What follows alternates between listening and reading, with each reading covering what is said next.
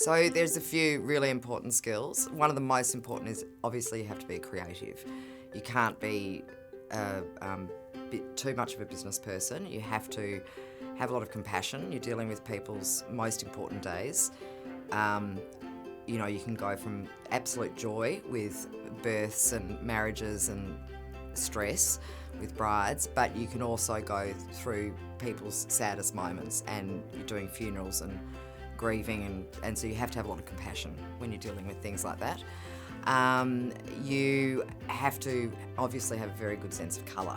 So colour is one of the most beautiful things about flowers, and if you don't understand how to put colour together, I like to think of a good florist as somebody who is understanding that they're putting sculpture together with the natural form.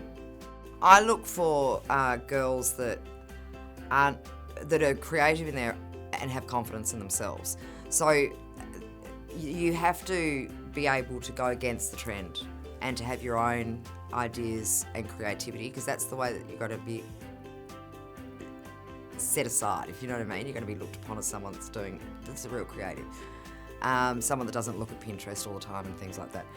I think also someone that is humble enough to understand that there's so much to learn and you don't know it all at once, and you can still be learning in 28 years of doing it. Advice: